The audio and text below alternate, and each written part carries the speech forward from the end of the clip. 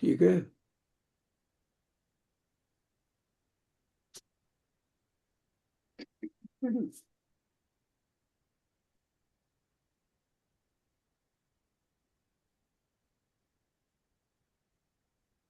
Ready.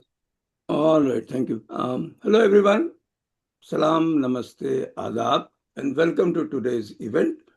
Today we have an issue which is quite sensitive among Muslim community, Islam, caste, and Indian Muslims.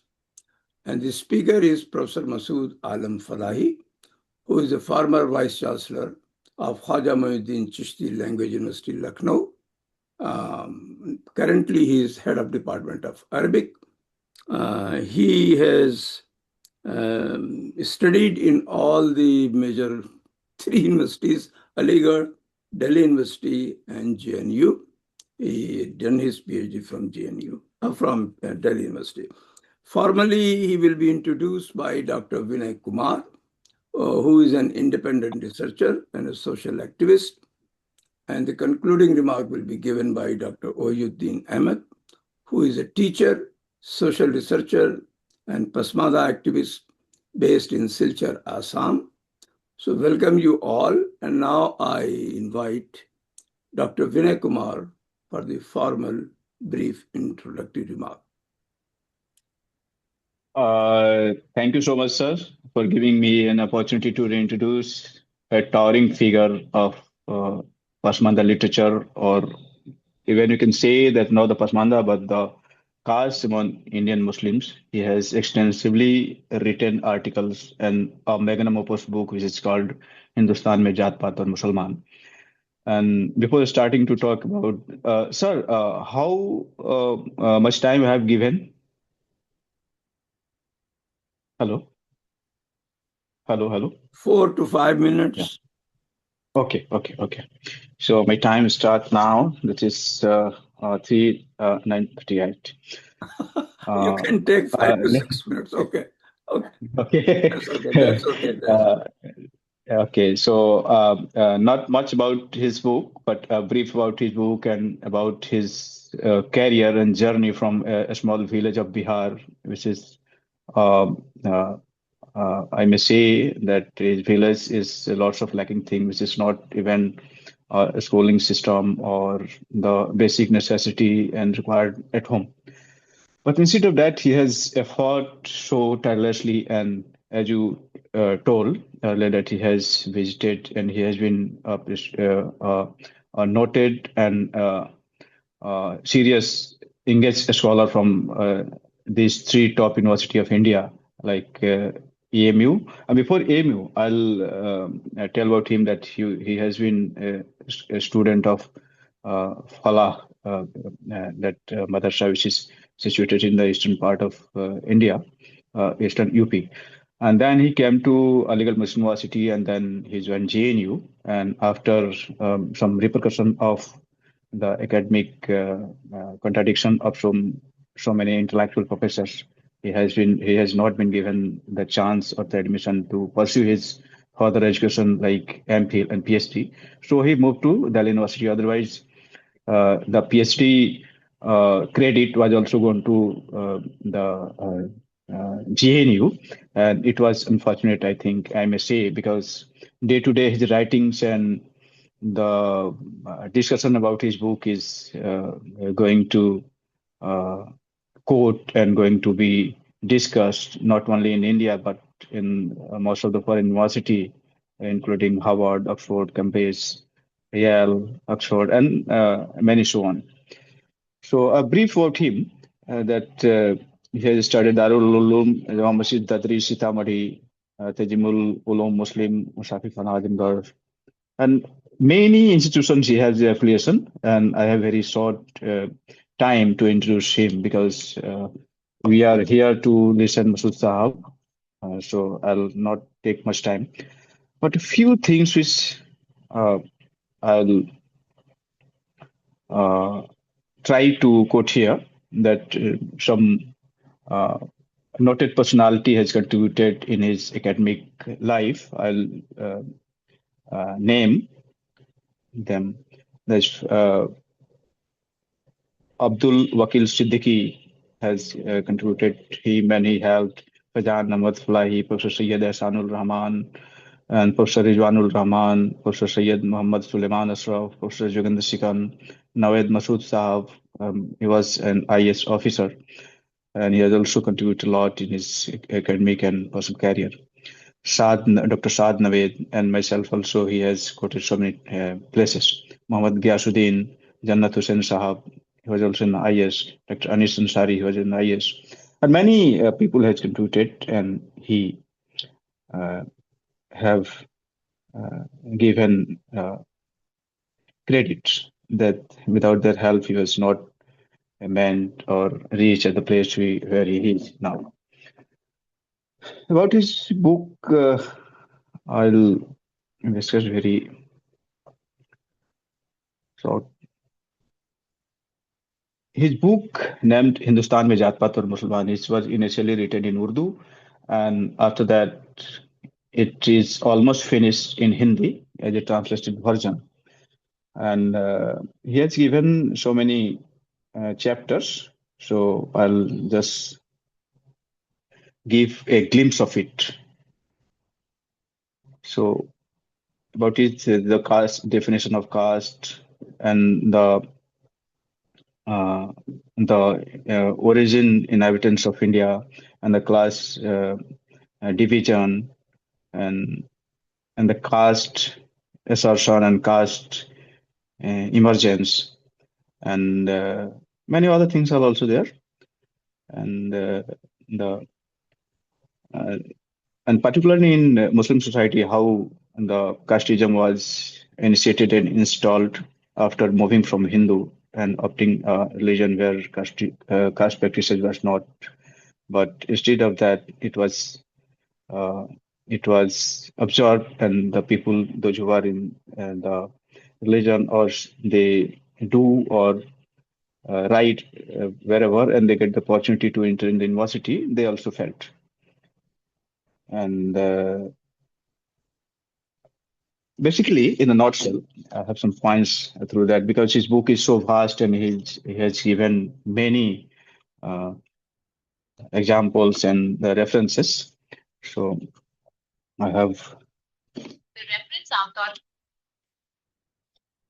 So basically, his book is a kind of historiography of pre-independence to post-independence, and particularly in the current situation, which is going on in Indian society. And he has uh, quoted and he has taken the reference from Momin Conference to till now the political assertion of the backward community people into different spheres of government and in society. And his book is as we consider, and many people also tell about it because I'm not a full-fledged scholar of that particular kind of thing which has written or on depth. Professor Alam has researched it. But as per my knowledge and as I observe the things, although I also belongs to a backward community from so-called that Hindu community, Hindu religion, and there are similarity in the caste practices. So once Professor Alam entered in the university and he has experience of it, his village, and after moving from village to university, he has experienced lots of things, and then he tried to pen down it so that the coming generation will not hide it and to do something to eliminate the practices, which is the malpractices or anything which is not accepted in Islam, so that the intellectuals may do something to eradicate all these things.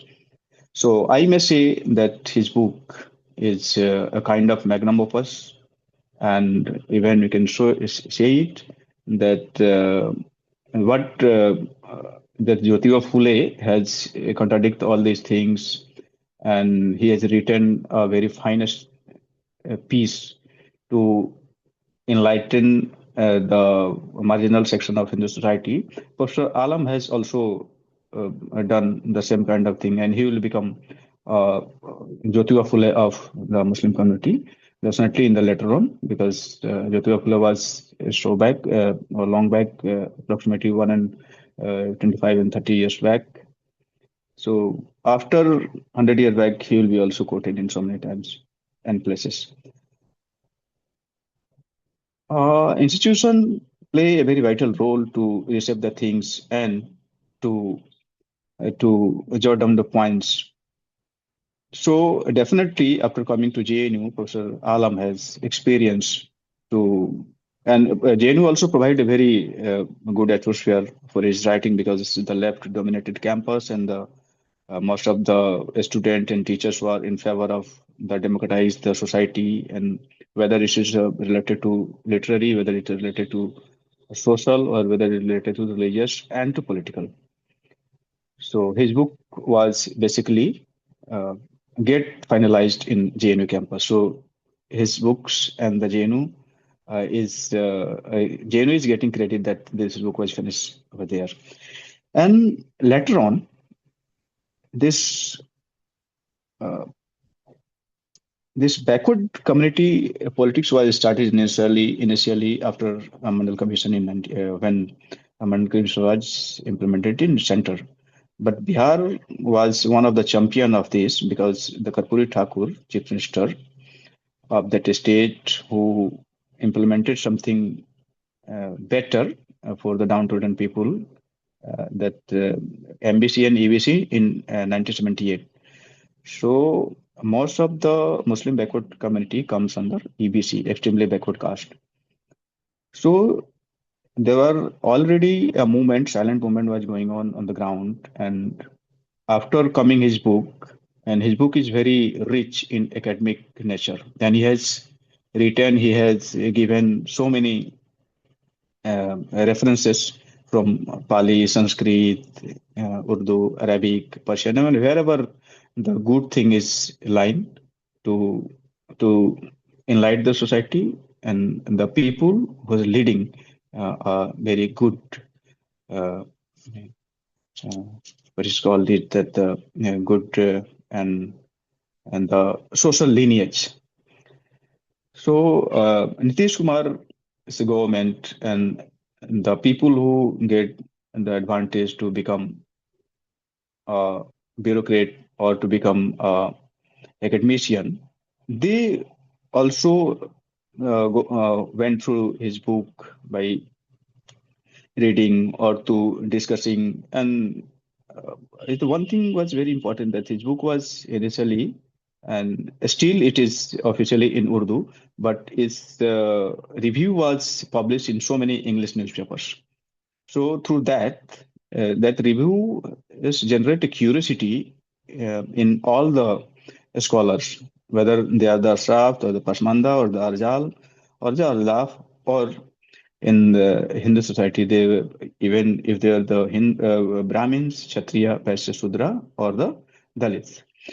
So widely accepted it, and then this book has given a extraordinary kind of vision for all the people to rethink about the matter which was hid by the scholars of so-called liberal scholars who claim that they write and to they speak on all the things which is left and which is ignored by the elite academicians. They also did the same thing. And after coming this book, many people experience that lots of things has to speak and has to do in Muslim society also. And the very big impact you can observe and can say that the government also recognize these things in implementing in so many government policies. Even JPC also called the Pashmanda community separately to discuss it. Before it was only discussed with the religious minority people on the NEMA. And we know that wherever the religion is Vinay Saab, discussed, please many people conclude. will be from. Yes, sir. Yes, it's the last point I'm concluding, sir. And still, in many universities or the research institutes, the scholars and the faculty has given a very uh, serious kind of note of this book, and they are referencing, and they started working in different discipline of social sciences like history, political science, sociology, even literature in Urdu, Hindi, English, and wherever they were trying to make their career, they are going through book, and the importance of this book day to day is going to be high. So it's a very brief introduction about Professor Falahi, because he has written and participated in so many things. His CV is almost 18 to 19 pages, so it's not possible to read out it and point all the things. So I am happy and I feel myself fortunate to introduce Professor Falahi, a noted personality in academia. Is also one of the youngest professor in India, and he also got the chance to become a vice chancellor in a very early age. So thank you so much for giving me the time to introduce the main speaker, and thank you, Professor Alam, to enlighten us and other people like me. Thank you so much. जी मसूद साहब, आपके पास 40 minutes हैं. Assalamu alaikum, namaste, adab. I am very thankful to Indian diaspora Washington DC for inviting me to speak on Islam, caste, and Indian Muslims. It is a very relevant and serious topic. I have divided my talk in 3-4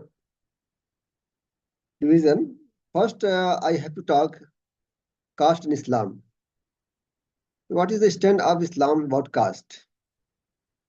When we see and read the Quran clearly says, O mankind, we have created you from a male and female and made you into nations and tribes that you may know one another. Really, the most honorable of you with Allah is that believers who has a taqwa, one of the muttaqeen, pious. Verily, Allah is all knowing, all aware. Surah Hujurat. Another ayah, Quran says, the believers are nothing else than brothers in Islamic religion. So make reconciliation between your brothers and fear Allah, that you may receive mercy. We read in Muslim Sharif, the Prophet said, there are two things which can lead people to infidelity. One is weeping loudly on the dead body, and another one is that to consider others as low on the basis of their birth. A great Islamic scholar and Muhaddis Imam Nawawi put this hadith on the chapter of declaring of someone as low on the basis of caste will lead people infidelity, means kufr.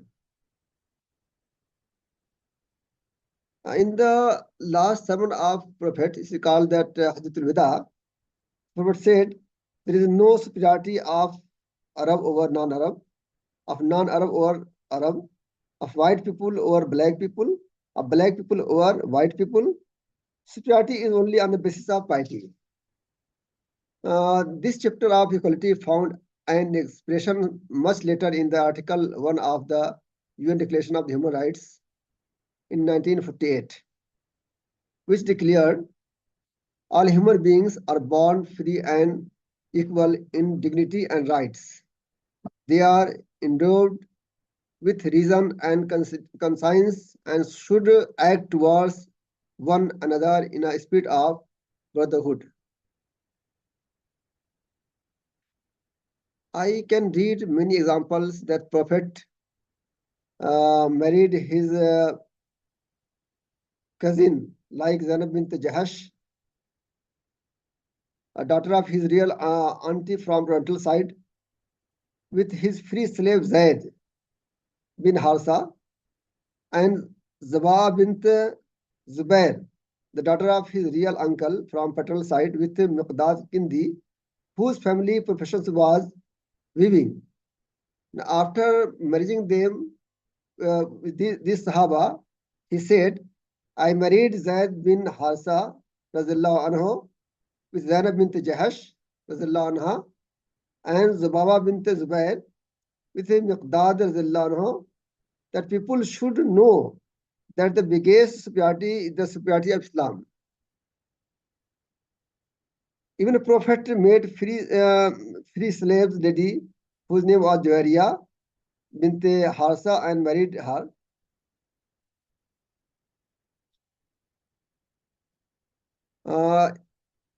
If you look to the occupation, that many fake books written there that some occupation is low, some occupation is good, but Prophet in the Bukhari written there, the Prophet had grazed the goats of Makkah, Meccan people, for few rupees.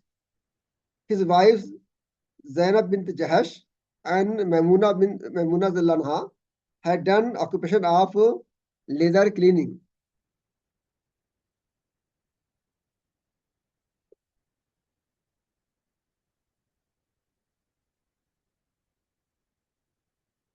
There are many great companions of Prophet who got confirmation of getting paradise in this world, like Abu Bakr. It is called the Ashra Mubashara, like Abu Bakr Siddiq, Umar, Usman, Ali, Zubair bin Awam, Sayyid bin Zaid, Abu Ubaidah bin Jarrah, Talha bin Ubaidullah, and Abdurrahman bin Auf.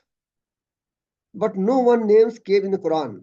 If anyone names came that he was and is a slave, Zaid bint Harsa. On the day of Makkah, on the day of Makkah victory, the Prophet ordered Bilal Habshi Anha, African slave who was an Ethiopian born and was equal to Indian Dalit, to call Azan on the roof of Kaaba. And he offered his soldiers to make a ladder to ride the roof on the roof of Kaaba. Before it, he already made him Muezzin of Prophet's mosque at Medina. By these things of Islam, especially by Hajjatul Wada speech, it is clear that after this Hajjatul Wada speech, whatever hadith comes for fazila of any caste, any tribe, it is a fake. Because after the Hajjatul Wada, the last verses of Quran revealed, says, O Prophet, we have completed the religion of Islam today. And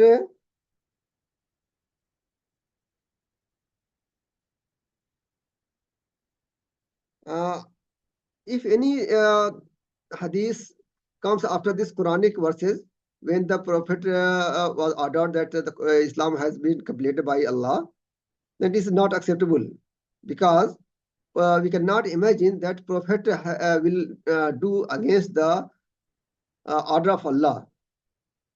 Because once the Prophet have promised to not drink honey due to his wives, Allah says, O Prophet, why do you ban for yourself that which Allah has made lawful to you, seeking to please your wives? And Allah is oft forgiving, most merciful. In other verses, Allah says, and if he, Muhammad, had forged a false saying concerning us, means Allah, we surely should have seized him by his right hand or with power and might, and then certainly should have cut off his life, and none of you could withhold us from punishing him. And verily, this Quran is a reminder for the muttaqeen. Now, how is possible that a prophet will give importance of any caste and tribe on the basis of birth, opposing the Allah's teaching about equality of human being? So whatever hadith come for importance of any caste on another caste can't be true in the light of Quran and authentic hadith. Now we have to see and put the light Islam in India. Islam started in spread in South India by Muslim traders, as we already know, and Islam came in North India in 711 AD. In that time, that situation of social situation of the India is very bad. We can read that book of Preaching of Islam written by the T.W. Arnold. In what place he wrote, in Travancore, certain of the lower castes may not come nearer than 74 paces to Brahmin, have to make a grunting noise as they pass along the road, in order to give warning of their approach. Arnold also writes about the spirit of Islam in Bengal, quoting from the W. Hunter's book, The Religion of India, another book, Wise, page number 32. To these people, fishermen, hunter, pirates, and low caste tillers of the soil, Islam came as a revelation from on high. It was a kid of a ruling race. Its missionary were men of zeal who brought the gospel of the unity of God and the equality of the men in the sight of despised and neglected population. It brought in a higher conception of God and a nobler idea of the brotherhood of man. It offered to the teeming low castes of Bengal, who had sat for ages object on the outcomes play of the Hindu community, a free entrance into the new social organization. Arnold also wrote, it is the absence of class prejudices which continues the real strength of Islam in India and enable it to win so many converts from Hinduism. First Prime Minister of India, Pandit Jawaharlal Nehru, also wrote in his book Discovery of India the same thing. He wrote, this idea of brotherhood of Islam and of the theoretical equality of its adherents made a powerful appeal, especially to those in Hindu fold who were denied any seamlessness of equal treatment. From this ideological impact grew up various movements aiming to the religious synthesis. He have given that the low caste people have accepted Islam and many upper caste Hindus also accept Islam because just of sake of power and money. Now we can go into the Quranic version of history. So according to the Quran, we find when the casteism started. If you read in Quran, 4 places Allah has mentioned that the shaitan, or called Iblis or Azazil, he is the origin, he is the creator of the caste on the basis of birth. There is many quotes in the Quran in 4 places when Allah have created the human being, means Adam, and ordered the all Farishta and angels and jinns to bow down in front of Adam just for respect. So then Iblis have refused.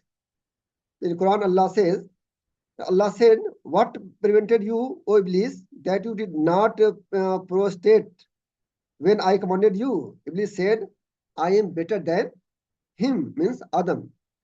You created me from fire and him you created from clay. It is a natural thing that fire is higher in scientifically and clay is down. In one place, the Holy Quran quotes his argument. Iblis, Shaitan said, I am better than him. You created me from fire and created me from clay. Allah did not like this his argument and told him to go down from the paradise. He asked the option that I will go from here, but give me chance to misguide the people. Allah said, you are free, you can do it. But whatever who will follow you, I will put you and them into the Jahannam and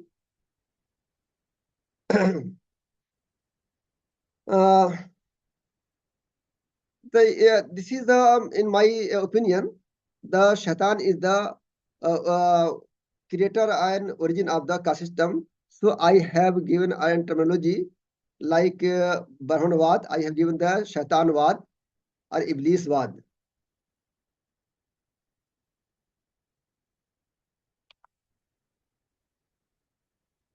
This kind of that argument of the Shaitan was accepted by the Azidi people in Iraq, who have given that Shaitan argument is right and Allah's order is not wrong, was wrong. That this concept emerged in the news people who consider the prophet's followers, prophet's new followers, low than him. When that prophet Nuh asked their people to accept Allah's order, they argue the chief of the disbelievers among his people said in Quran, this Quran is there, we see you but a man like ourselves, nor do we see any follow you but the meanest among us, and they too followed you without thinking, and we do not see in you any merit above us. In fact, we think you are liars. The disease of Prophet Nuh came into the Jews and Christianity also. They claim themselves that they are son of Allah and His beloved. The Quran expresses their views as, and both the Jews and Christians say, we are the children of Allah and His loved one. Allah says, say, why then does He punish you for your sins? Nay, you are not, you are but human beings of those He has created. He forgives whom He wills and He punishes whom He wills. And to Allah belongs the domain of the heavens and the earth and all that is between them, and to Him in the return of all. Jews considered all people low other than them. Even they consider others as a goyim, as like animal. Jews did not accept the respect of people of their community due to their caste and poverty. The prophet Samuel appointed the Talut as a king of Jews, but the Jews did not accept him as a king because he was poor and his occupation was leather cleaning. Perhaps the Jews did not accept Prophet Muhammad ﷺ because his grandfather, Prophet Ismail, mother's Hajra was slave, and Jews ancestor Prophet Ishaq, mother Sarah was not only free, but she was also master of the Hajra, Malkan of the Hajra. But they forgot that mother of Prophet Ibrahim, the father of Prophet Ishaq and Prophet Ismail was also slave. So now we have to look into the society of Arab, how the caste system was existed in that Arab society. Before the advent of Islam, the Arab considered the non-Arab inferior, means Ajami, to them. Even Arab people pride on their own tribes. The Quraysh tribes was servant of Kaaba, so they proud on them. But their attitude was not like Indian caste system. They were marrying with different tribes. They used to do all kind of works, occupations. We can find such evidences in pre-Islamic era. Till now, they used jobs title with their names like Haddad, blacksmith, iron smith, Zayyat, oil presser, Najjar, carpenter, Hajza, shoemaker, Hayyat, tailor, etc.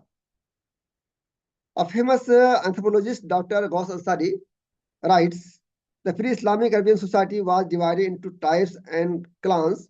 Social grades within the clan and tribe were unknown.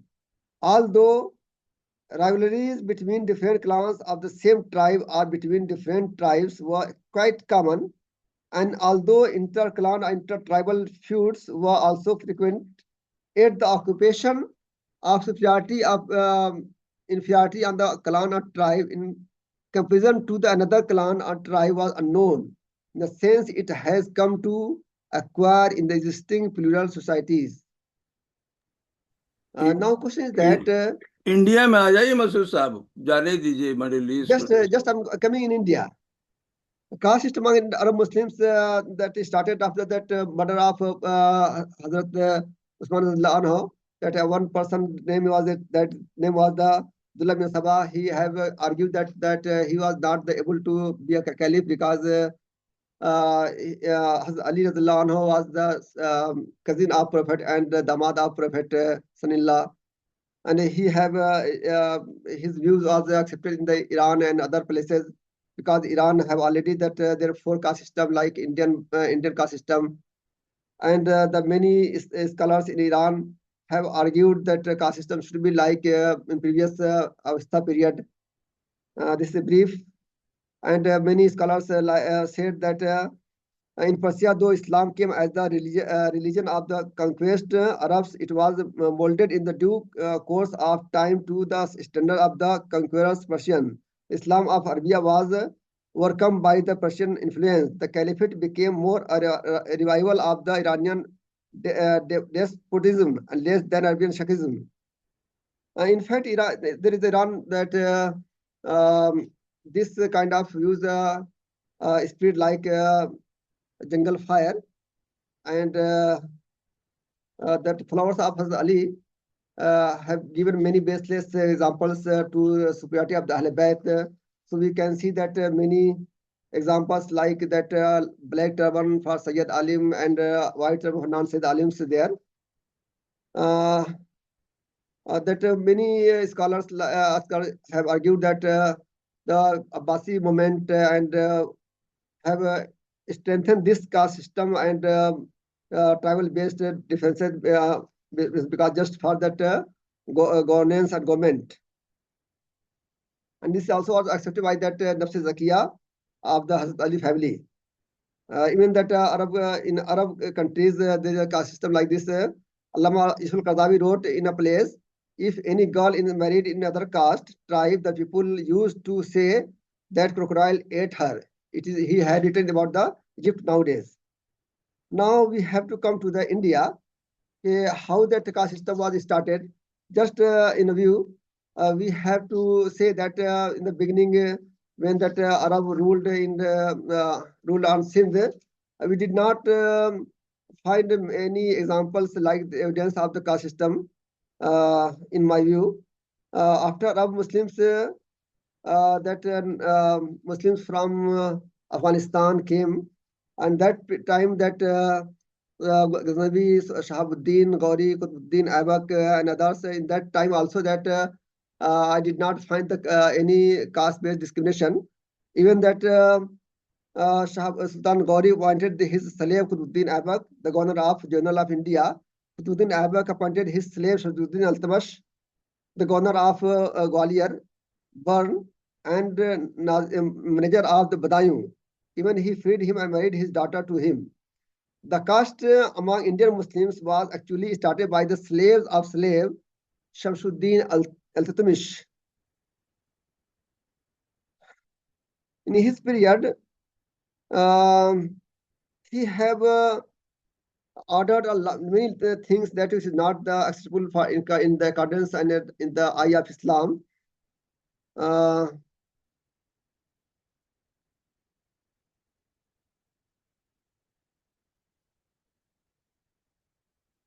Shamsuddin Al-Tamash did not allow the low caste Muslims to get high posts like Khachgi, Musharrafi, Mudabbiri in his period. He inquired the caste of his officials and dismissed 33 low caste people from his post, from their post. Sultan Ghiyasuddin Balban was also the follower of Sultan Shamsuddin Iltutmish in the caste system. He also did not allow low caste Muslims in his kingdom to get government jobs. He is known to openly proclaim that his blood used to boil whenever he used to see any low caste people. He also appointed a committee from all over India to inquire about the caste of his officials. Sayyid Ashraf Jahangir Samnani writes in one of letter that Balban had made very thorough inquiries about the families of all his officers and government servants. Expert genealogists had assembled in Delhi from all parts of the country to help him in determining the family status of their persons. We have seen that there are separate mohallas, streets for newcomers, upper caste Muslims. We can see many mohallas in the period of Balban, for instance, Mohalla Abbasi, Mohalla Sanjari, Mohalla Khawazmi, Shahi, Mohalla Dalmi, Mohalla Alvi, etc. Even till now, we can see that many mahallas are existing in the best caste base, like we can see in Bihar and UP, like Sheikh Tola, means Sheikh State, Sayyid Tola, Ansari Tola, like this. Sultan Firoz Shah Tughlaq was also that a very casteist person. Um, he have given a lot of importance to the Sayyid people. We can imagine that the verses of his caste is inspired by the word of Sultan Siyazuddin Barni, the court historian of Sultan Muhammad Tughlaq and Sultan Firoz Shah Tughlaq. He writes that with Firoz Shah Tughlaq acceding the throne, all the Sayyids were blessed with a new life. It is written in the Tariq Firoz Shahi. Firoz Shah Tughlaq also did not attack on his rivals because just he think that if he will attack on that place where his that rivalry is there, the Sayyid will be killed. And he has killed about 30,000 people just because he was informed that three Sayyids of Badaयूं and other places were killed by a Kharku king. We can see that Sikandar Lodhi was also that very casteist person. Sikandar Lodhi knows about that person of Sayyid Koel was suspected in the corruption of the government money, though there was strong evidence against him. When he was brought before Sultan Sikandar Lodhi, the king not only pardoned him but also allowed him to take money with him. We see that Taimur Lung, with his mighty army, attacked and took over India. Numerous episodes of brutal killing happened throughout India. I mean, killing of thousands of innocent at his sole direction. Interestingly enough, there too once more a king with caste-driven mentality made an exception in case of Sayyids and religious group. Nonetheless, he was a strong believer in the worship of Sufis and dua of prayer of Sayyids. He, that famous historian of that Taimur Lung, Hafi Khan, writes in his book Muntakhut Tawarikh that Taimur Lung used to give great honors and respect to Sayyids. He was known to proclaim that on the day of judgment, when everyone will take the sleeves of his commendator, he will take the sleeves of Sayyids. And it is a very famous quote in his written in his book in Muntakhut Tawarikh that when he died and the Imam of Mawara Nahar denied to pray for his janaza, the final prayer of the last time, that in the night the Prophet came in his dream and told, you are thinking that Taimur Lung is the murderer, but he also gave new life to Sayyids. This kind of fabricated stories related to the Prophet Muhammad Sallallahu was quoted to give the importance of Sayyids. We also see that Jalaluddin Akbar, also that favorite among Indian historians and the great secular emperor. However, his secularism did not stop him thought to get corrupted by caste-based discrimination. He, like his predecessors and other Muslim rulers, is known to give special honors to Sayyids. So much he was cautious that once he refrained from capital punishment from one of Sayyids, rebellion, Shah Abu al-Mualli, because of the sole reason of him being a Sayyid. We can also see one his order of Akbar was there. He ordered that low caste should be stopped in the cities from gaining education because of their education facade. Corruption was born. And in his rule, we can see that many occupational groups were emerged, and that caste became that on the basis of occupations. That Dr. Muhammad Umar and other people have wrote a lot of things. We can see the last emperor of Mughal Empire, that Bahadur Shah Zafar. He was nothing but a puppet of in hands of British rulers. Though he was surrounded by a lot of problems, but nothing still stopped him from resisting his caste mentality. He was a strong supporter of caste system. When the Ghadar revolt of 1857 started, he ordered Nawab Sayyid Hamid Ali Khan on 24th May of 1857 to prepare an army of 500. The Delhi Urdu Akhbar reported it as below. It is heard that Nawab Itmadud-Dawla, Sayyid Hamid Ali Khan Bahadur, went to the court of Sultan King. The king ordered him to prepare an army consisting 500 people. He also mentioned that there should be only sheikhs, Sayyid and Pathan, the noble and brave caste, rather than any low caste.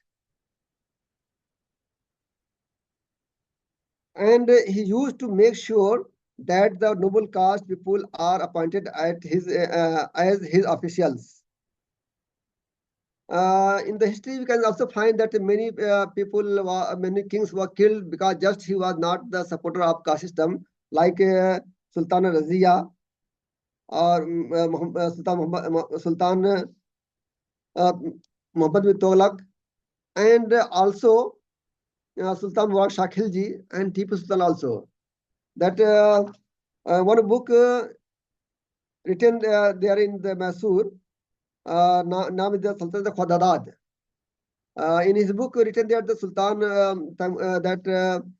Taimur, that Tipu Sultan has sent marriage proposal to his brother-in-law Burhanuddin bin Lala Mia to the daughter of his minister Badruzzama Khanata bin Murad Khan Naita, the governor of Hydernagar.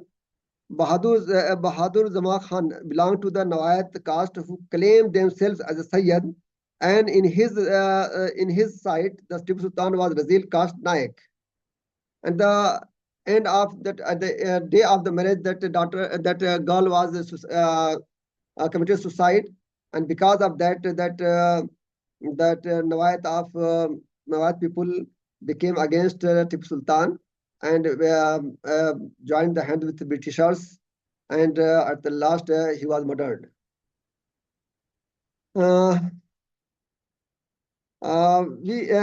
If we'll go to that about the ulama, what is the ulama role, played the role in that Sultanate period? We can see that Barni says that teachers should not teach that low caste people.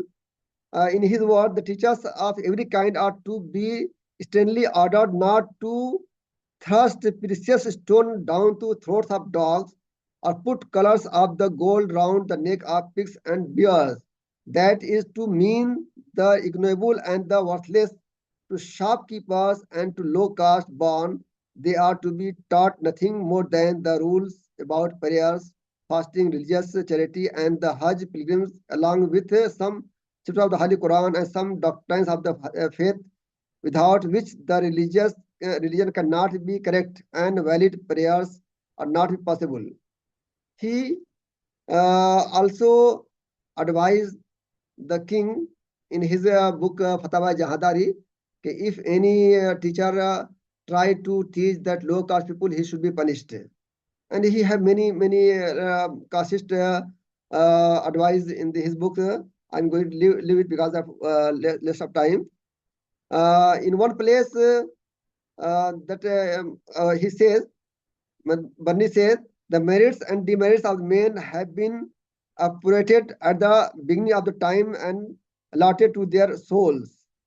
According to him, that Barni says that the people is a high caste because of from his birth, Azal. And नए जमाने में आइए, बहुत पुराने जमाने की बातें कर रहे हैं। नए जमाने में आम आदमी क्या करता था? just coming in and the same thing that Jahan Gasht says, like that Barni says, he also said that he used to preach the providing knowledge to the beyond the Quran and Hadith to the prayer. The facts of the so-called Arzal caste is like scattering pearls of before swing and dogs. Now we come into the new modern period. The modern period, many intellectuals and ulama have given a lot of caste-based discriminations. Like first, we start from the Sayyid Khan. He considered that low caste people Bazad. When that revolt of 1857 started, he wrote a book. Name was the Aswa Bagawat Hind. In his book, he wrote the Bazad जुलाहों का तार तो टूट गया था जो इस हंगामे में सबसे ज्यादा गर्मजोश थे. In the translation in English that low caste Muslims calling them Bazat, he advised also the upper caste not to involve in that revolt against that British government. One day will come that they will give a post and other things. And last at last he opposed the ISPC exam in India. He told that we know that many people comes from England. He's the lower caste people, Darzi and a dog also. But India, we know that people, caste of people, we cannot consider and not accept low caste people to rule on us. He also opposed the education of lower caste people, English education for lower caste people. He says that English is only for the zamindar and upper caste people. In one place in the Madrasa Anjuman Islamia in Bareilly, he went and that Nazim of that manager of this madrasa said that I want to teach that students of this madrasa English. He said it is better and it is in the interest of the community that they are engaged in the old form of study. It appears appropriate if you teach them some writings and math. They should also be taught small tracts on everyday affairs and through which they knew basic beliefs and practice of the Islamic faith. Even by one of his writings, one can conclude that he did not accept low caste Muslims as the Muslims. He used Ahle Hirfa, never accept the Muslims. In the beginning, there is a three categories in the Muslim university. There is a in the hostels that is the these are the best, better, and low. And it is also the Sased was also gave the concept of two-nation theory, and before that that Qawm was used for the community, but he has used Qawm as a Muslim and Hindus. Now we come to contemporary ulama that many contemporary ulama have given a lot of caste-based discriminations on the basis of their own faith, not the faith of Islam. They argue that Muslims of Arab origin, Sayyid and Sheikh, are superior to non-Arab, Ajmi Muslims, and so while a man who claims Arab origin can marry an Ajmi woman, the reward is not possible. Likewise, they argue a Pathan Muslim man can marry a Jolaha Ansari Muslims and a reverse is not allowed. Like Maulana Ahmad Khan Bareilly, he have given a lot of importance to the Sayyid caste. One person asked him that teacher can beat a Sayyid student. He told there is a hadith, there is an Islam, if Sayyid have committed any crime and the punishment, I mean, had was uh, declared on him, in that time also that Qazi will not think that he giving the punishment to the Sayyid, just he think that he is cleaning the dirt from his feet of Shahzada. Means if the Qazi was ordered to not think to punish the Sayyid, how is the teacher give punishment to the Sayyid student? And once a person asked that a bhangi, sweeper can accept Islam and he can marry the Sayyid girl. He have abused him. He says no, he is a liar. He is not equal to the Sayyid. And Sayyid is superior than others. Even the alim and ruler of the non-Sayyid like Mughal and Pathan is considered to the Kufu, but Sayyid superiority is the over there. Ahmad Khan claim that the origin good communities have good qualities and the manners, and it is the opposite among the Razil low caste. It was due to that rulers of the past did not allow the Razil low caste to get higher education. Now look at the barbers, Nai, and bangle makers, Manihar. Now, how by acquiring knowledge are spreading all sorts of stripes and chows, fitna. Some bangle makers now even claim to be Sayyid and the son of Lion, means Ibn Sher, son of Ali Anhu. According to him, Sayyid, Sheikh, Mughal, and Pathan are upper caste, and the other are Razil castes. In a fatwa, Raza Ahmad Khan, his son and successor Muhammad Mustafa Khan Qadri, expressed their firm faith in caste discrimination and hierarchy. Thus, weavers, julaha, tanners, khal pakane wale, cobblers, mochi, barbers, nai, and those associated with such despisable Zalil occupation groups cannot, even if they are religious scholar, alim, the kufu of the endogamy of the shorfa. He also argued that if low caste man marries with upper caste woman, that nikah will not be valid and there is no need to break this nikah. It will be invalid immediately, automatically. He argues that if a father of a grandfather of a minor and immature girl marries his daughter with a new Muslim low caste for first time, it is permissible. If he will marry his another daughter with low caste, and thus and then this nikah will also be invalid. There are many ulama from low caste in Barelvi sect like Maulana Hashmat Ali, Maulana Muhammad Abjad Ali Ansari, Maulana Mufti Ahmad Ya Khan Naimi, Maulana Mufti Jalaluddin Ahmad Amjadi Ansari, Maulana Arshadul Qadri Ansari. All of them have supported this kind of fatwa of Maulana Ahmad Khan Barelvi. Now we can come to the Devandi group of ulama. The second largest of Indian Muslims, Devandi set, is also not clean from the caste system. Like Aligarh Muslim University, Darul Dewan was established for the welfare of the upper caste Muslims, especially Sayyid and Sheikh. This mentioned in the writing of Maulana Qasim Nanathawi in his Rudad of Darul Dewan. I'm just leaving that many things there.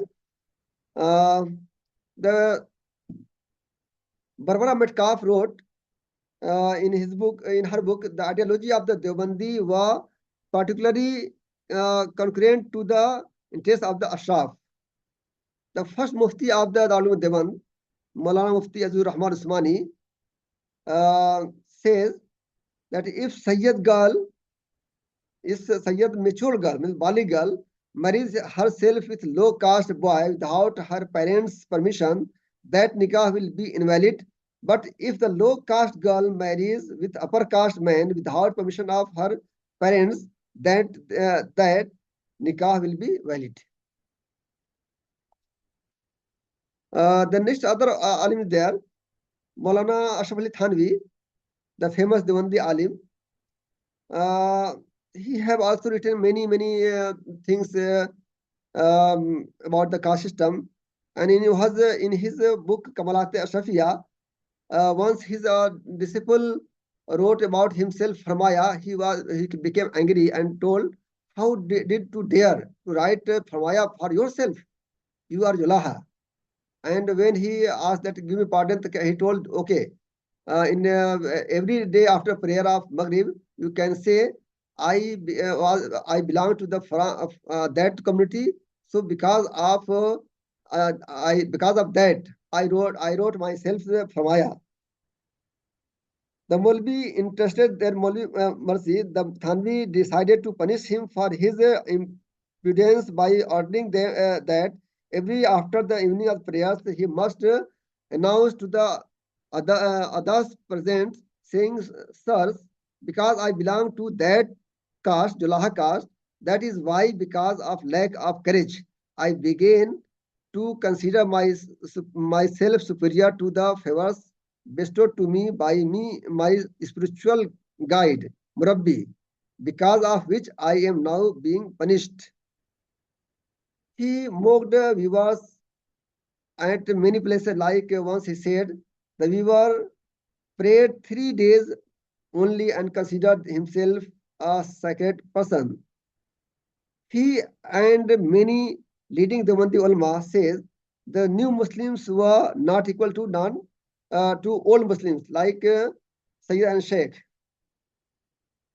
In his book Bahishti Zebar, he wrote that if a Sayyid marry with a Sayyid woman, his son will be equal to a Sayyid. But if he married to the non-Sayyid woman and and a child was born, that Sayyid mother and father child cannot be equal to the mother of father of Sayyid father and non-Sayyid mother.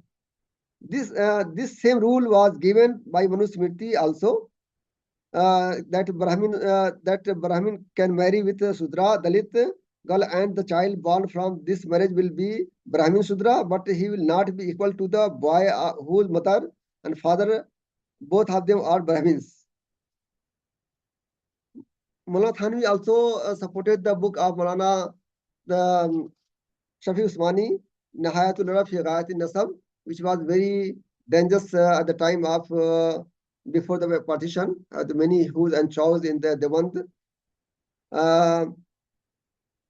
Mufti Usmani in his book have abuses and molested the occupational groups and wrote like Jadid Ansariyan, Jadid Qureshi, Jadid Rain, like this. That it is written many historians that many people from that San gathered in the one and asked to resign them. But because of that, he left to the Pakistan. Mullah Muhammad Zakaria, that famous Tablighi Jamaat orthodox, he have written a very big volumes book in support of Mullah Mufti Shafi Usmani, and also there is a narrative written by that one scholar in Delhi. Wrote that a person from Tablighi Jamaat, Rahmatullah Methi, became the leader of the Tablighi Jamaat. He have narrated that he has saw in his dream that Maulana Rahmatullah Methi was not able to lead the Jamaat, and his son-in-law is able to lead the Jamaat, Tablighi Jamaat.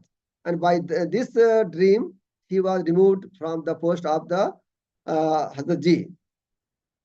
Now come to that very eminent Jamaat Islami.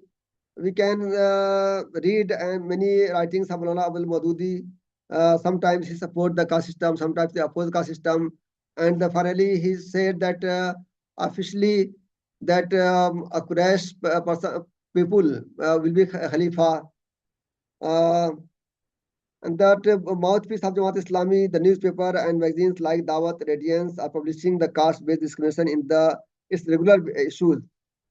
We have also to go to the Jamaat Ahl Hadith, very thinking that is the Jamaat Islami Ahl Hadith Jamaat consider themselves that he is the real um, hero of the Quran and Hadith.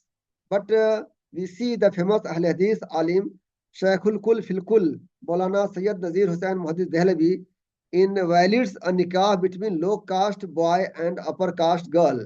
The second famous Ahl Hadith alim Maulana Sayyid Nawab Siddiq Hassan Khan Bhopali made jokes of viewers. He opposed casteism in his Arabic books, but supported casteism in Urdu books.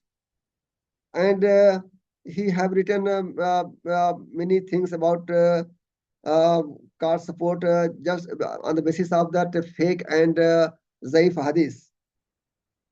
That All India Muslim Masala Board, the high official umbrella of our nation, it is also hold the Hanfi position of the kafar determined by the birth. He have compiled a book, it is called Majmua Qawan Islami. In his book also supported that caste-based kufu and not considered any concession in this regard.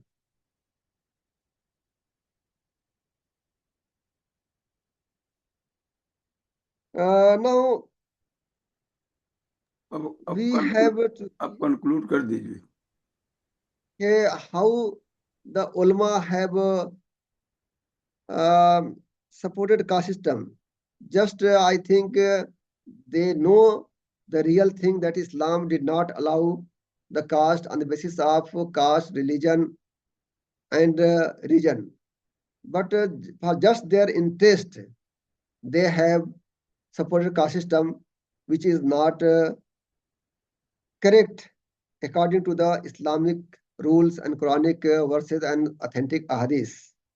I think because of this caste system, Muslims and in general and particular OBC Muslims are suffering a lot in India, and because many people are saying that Pakistan made just on the basis of religion, but history says that Pakistan was just made for the sake of zamindars and feudals. The caste system in Pakistan is worse than India because India have abolished that zamindari system. In Pakistan is at this time also same that zamindari system is there. In my view, if Muslims scholars not think about the brotherhood of Muslims and Islam will never will grow in India.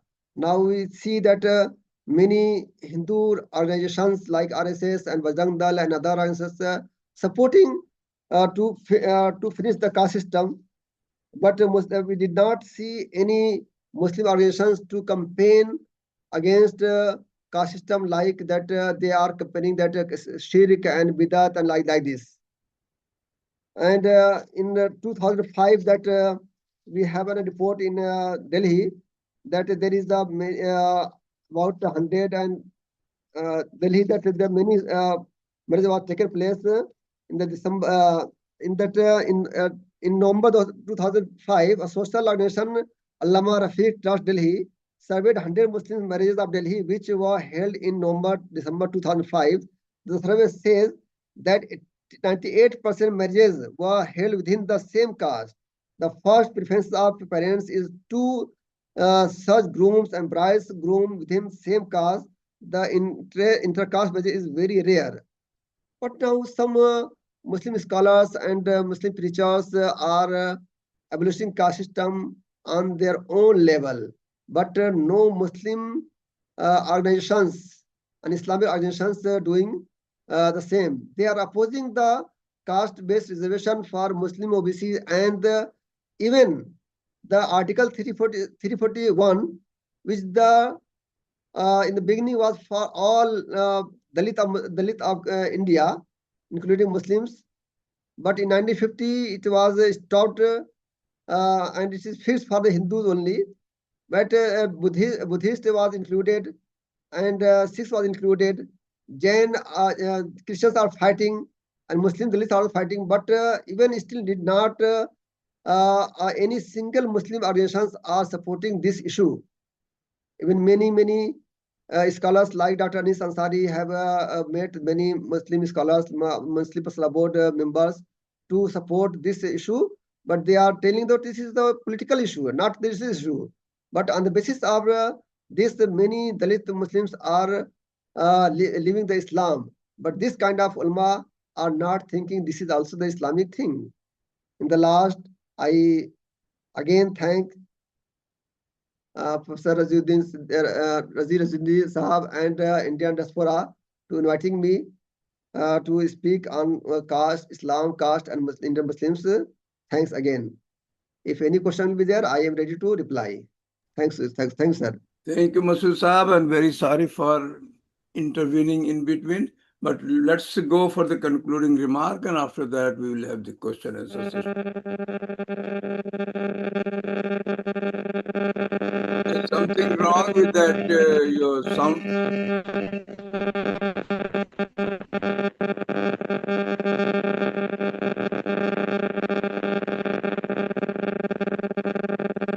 Hello. Am I audible to you, sir? Yeah, but there is a lot of sound in the background. It's good now. Yeah, It's good. good. Okay, go ahead. So, Assalamu alaikum, salam adab, namaskar, everyone. And I am pleased to be a part of this very important program, online program, organized by Indian diaspora at Washington. And we are talking about a very critical issue and very important issue for the Indian Muslims in particular. And Professor Masood Alam Falahi, he has given a very inspiring speech and very inspiring in the sense that these things are hardly discussed in academic discourses. Yes. So, talking about Professor Falahi, so he has traveled a long journey, and what is now we have a professor like Falahi in front of us, and if we see his studies, it comprises different aspects, but we should mention about two aspects. That is, one is theological, and another one is historical. So in history, caste about Muslims were somewhere sporadically mentions like Daniel Iverstone, then other scholars also, particularly in censuses also. But this theological aspect, it was completely unknown to people. And since he was an ulama and from madrasa background, he could explore this vast area, and from that we have lots of things that we should know about caste. So talking about first that Islam and caste, they are quite paradoxical, they are contradictory. So Islam does not recognize any social differentiation, any discrimination on the basis of ethnicity, occupation, sex, or wealth, or anything else. And we know that Islam considers everyone as equal in social sphere. So caste what is quite different. Caste discriminate between people on the basis of birth, ethnicity, occupation.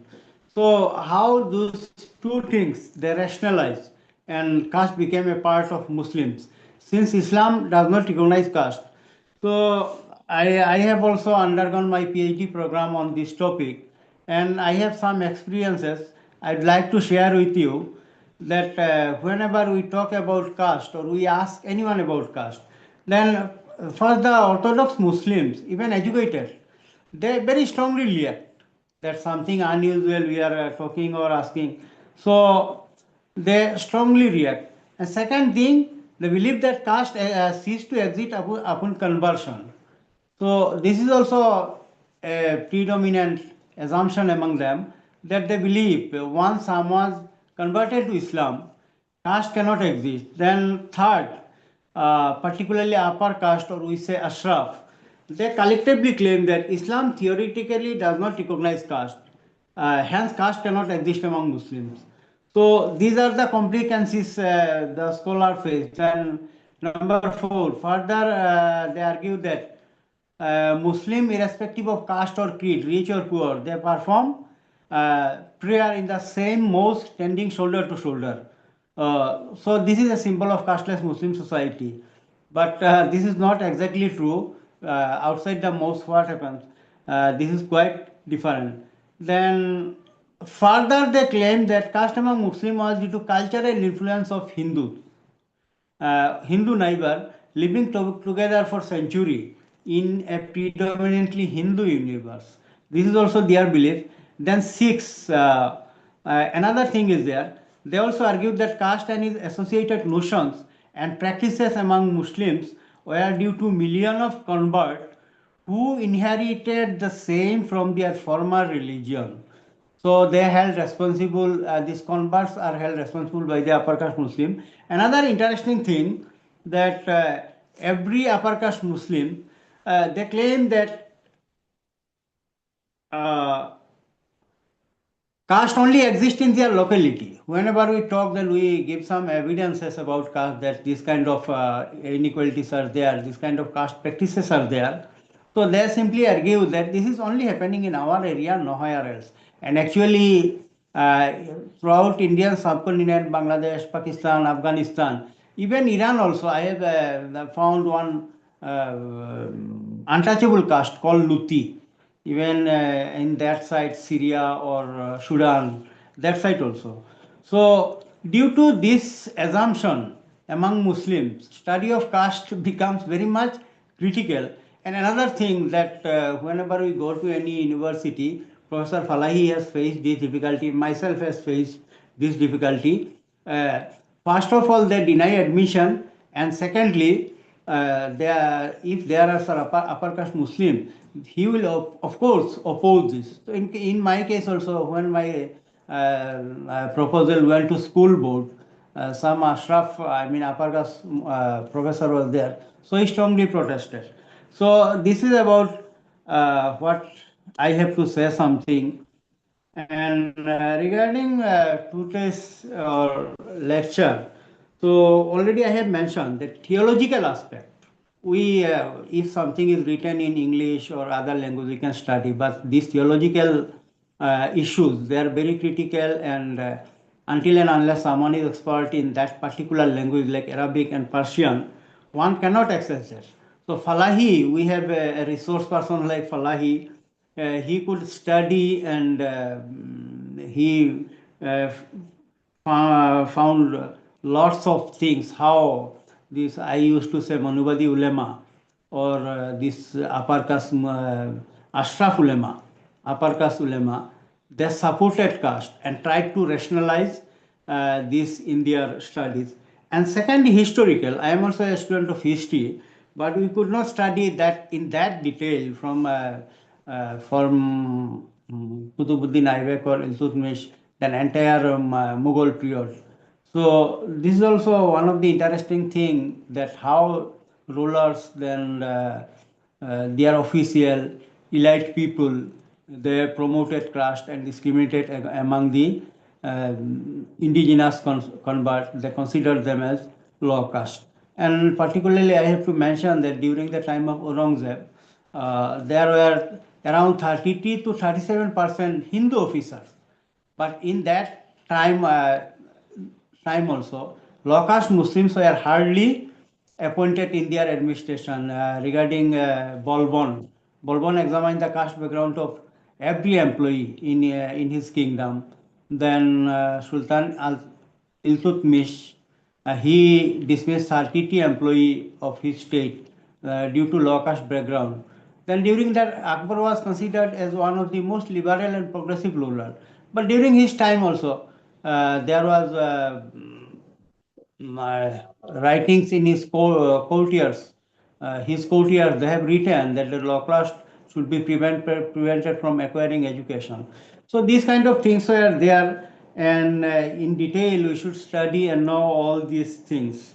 So From the work of Professor Falahi, I have observed one thing, that is, he mentioned about Brahminical conspiracy. Sometimes question was asked that how caste originated among Muslims. So there were several reasons: historical, cultural, theological, so occupational. So generally we can categorize the origin of caste into different theories: occupational theory, conversion theory, then theory of Kufu or caste endogamy. This was studied in detail by Professor Jugender Sikand.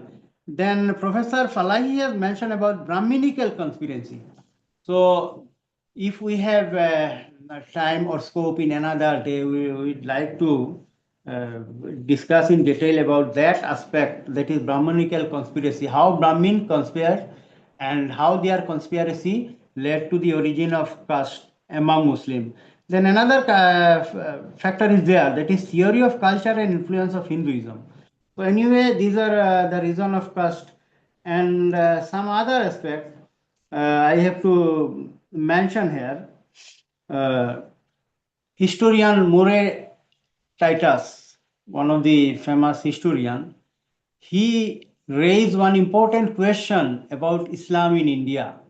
His memorable book, Islam in India and Pakistan. In that book, he mentioned about that very important question. He said that in earlier period, wherever the Islamic army arrived or Muslim armies invaded any country and and conquer it, within 100 years, entire population of that country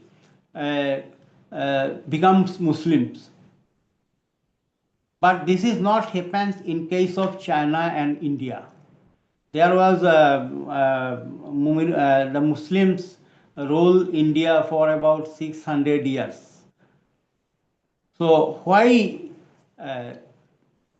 India could not become a Muslim land, or population, Indian population they remain non-Muslim? So its answer is available in Falahi's work. Falahi has mentioned that whenever the Muslims started practicing caste, so it reduced the space of conversion. The low caste people who are seeking to eradicate caste or getting social, I mean, they want to free themselves from Brahminical oppression and exploitation. They have seen the same thing happens even after conversion. The people, for the first time when they are converted, other Muslim consider him simply as their co-religionist, and their social status remain all the same.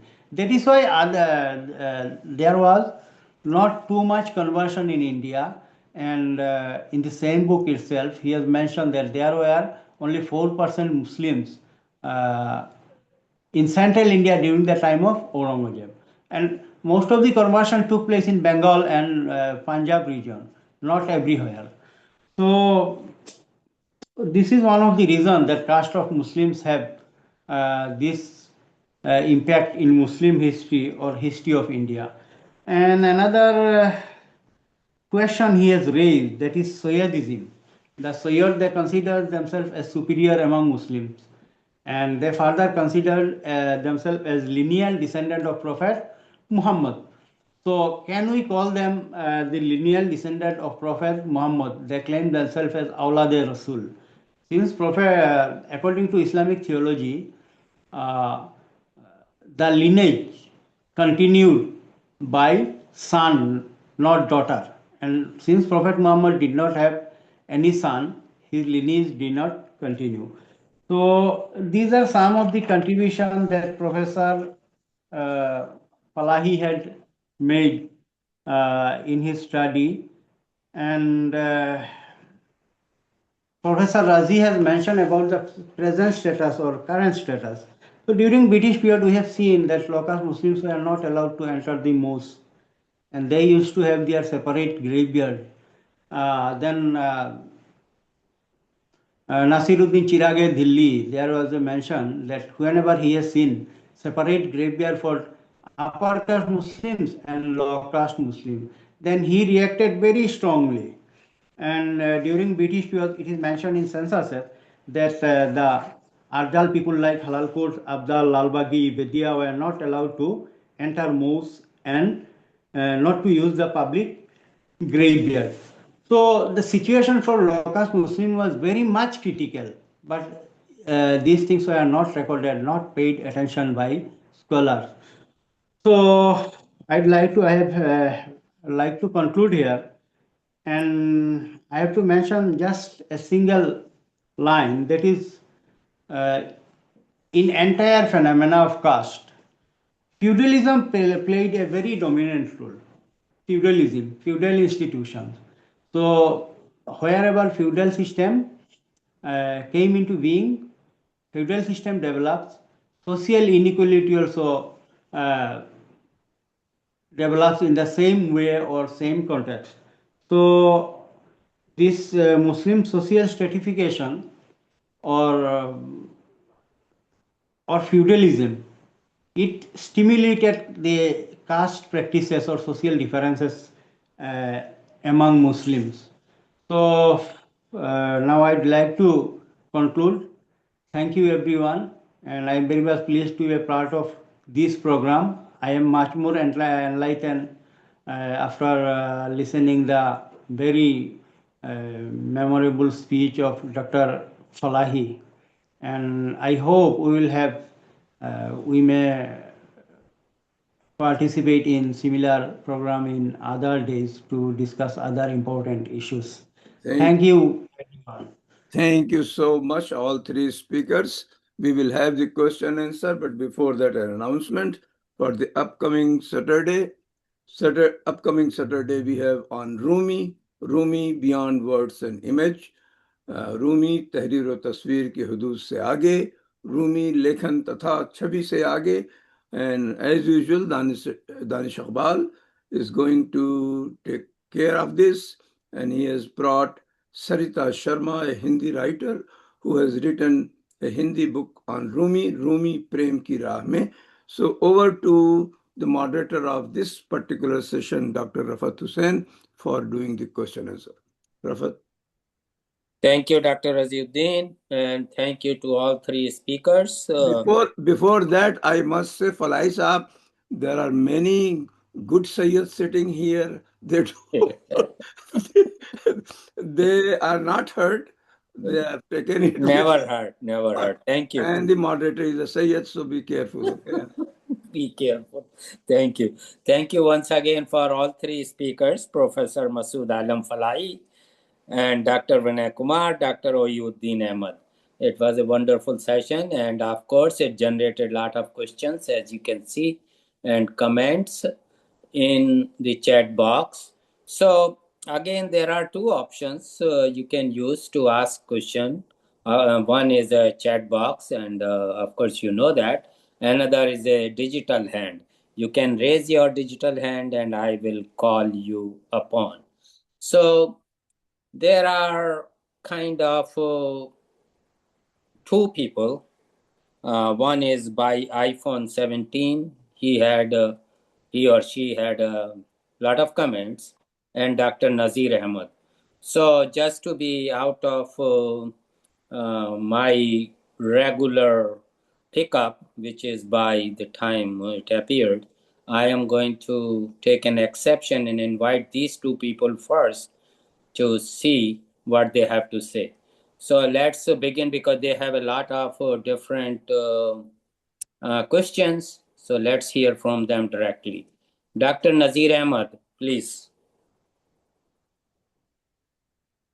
Rafat Hussain Saab, I'll be brief. In any discussion on caste, one has to separate the textual from the contextual. There is very little to be gained by quoting the Quran. Everyone knows that the Quran and the Sunnah of the Prophet ﷺ are against caste, and Islam is against caste. That's well known. Contextual as applies to India is what is of concern in here.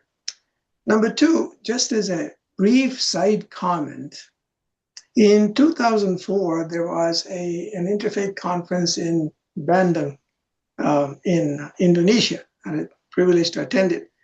And the chairman of Nahdlatul Ulama, which is the largest Islamic organization in Indonesia, made a very apt, pertinent comment. He said the way Islam was introduced into Indonesia was a good one, as was the way Islam was introduced into Saudi Arabia. That kind of courage, that kind of statement has never come out of anyone, any intellectual at any time in India. Because the way Islam was introduced into Indonesia and India was very different. In Indonesia, bottoms up, people became Muslim first, then came the rulers. In northern India, the rulers came first and then Islam was imposed, except South India was very different. Third, people asking, how did the caste got crept into Islam? It was there. We were Hindus, let's face it. Unless Islam accepts its Brahmanical legacy, I don't see how there can be peace in the subcontinent, as Brahmanism has to accept the contributions of Islam. I'll stop there because otherwise it takes off. Any comments, please? Okay, Falahi sir, please. Sir, as we know that in India, Muslim rulers have not pay any attention to the real spiritual and real Islam. Generally, they were illiterate, and what they were taught by that Sufis and ulmas, they have accepted. Like we can see in the Mughal period, there is a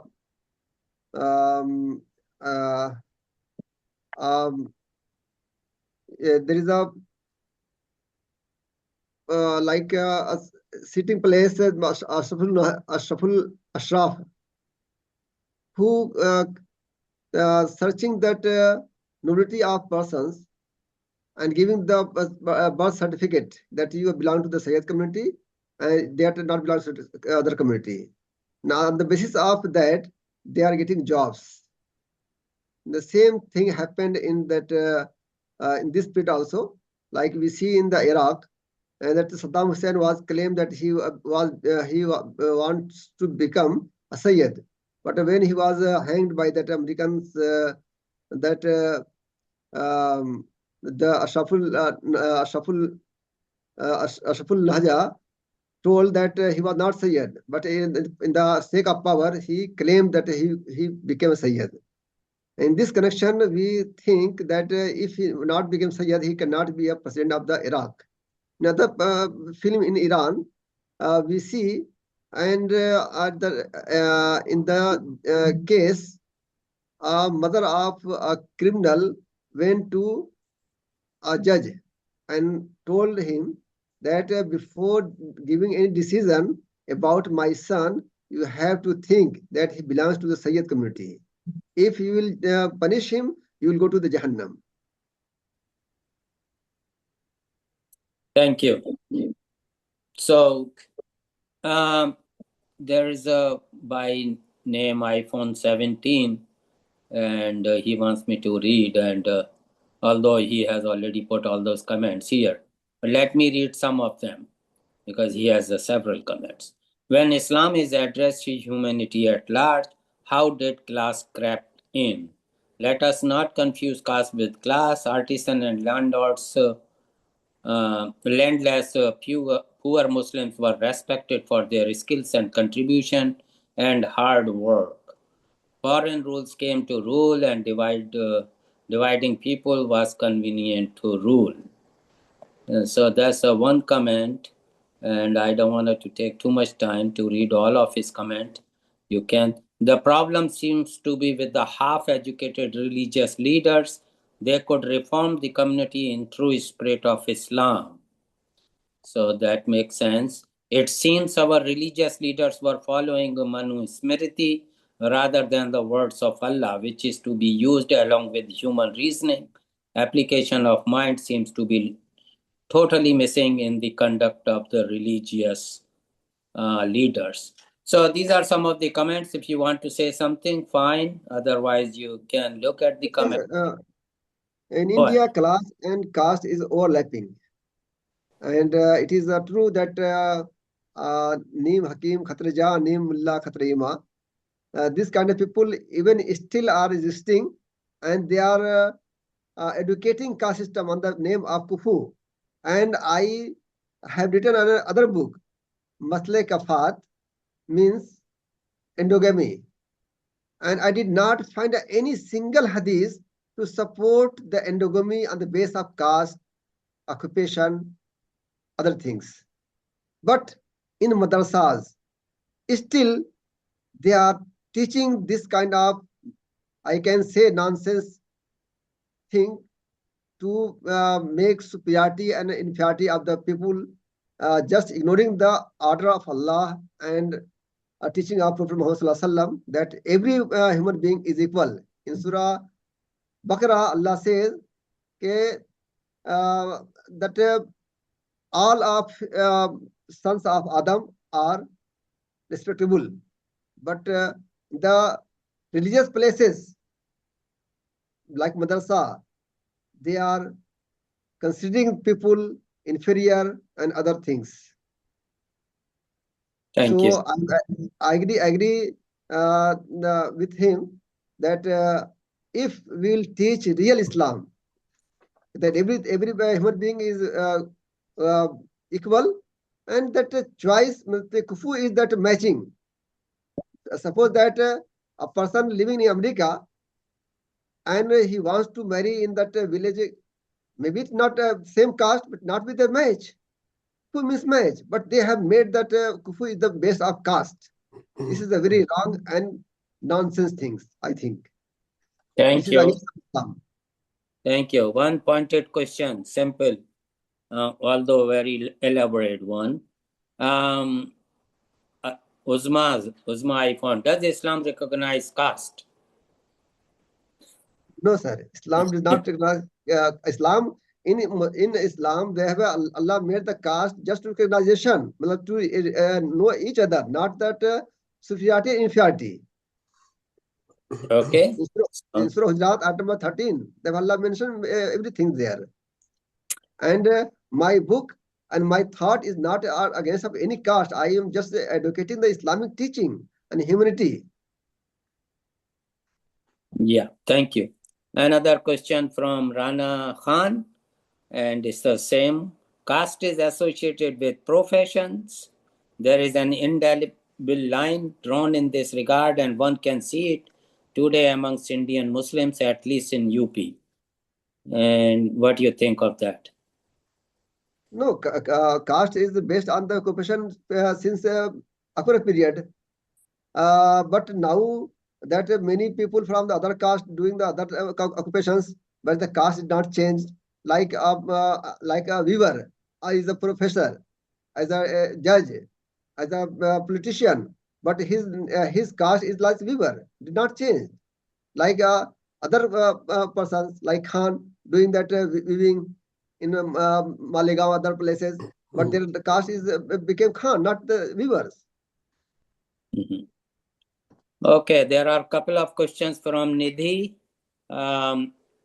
So I'm not familiar with the pre-Islamic Arab societies, so do not know if this applies to them. But in South Asia, India, Pak, Bangladesh, the imprint of the Hindu caste structure must have continued into societies and populations who then embraced Islam in South Asia from 800 AD onwards, approximately. Please discuss this point. Please share which historians have credibility or credibly written on this. And the second point is regarding intercaste marriage amongst Indian Muslims today, are there some gender considerations and dynamics? For example, is it more common for a lower caste Muslim woman to be able to marry an upper caste Muslim man than vice versa? In Punjabi Hindu communities, for example, it is very common for an Arora woman to marry a Kshatriya man, but the converse is less common through in metro. In India, this is less important.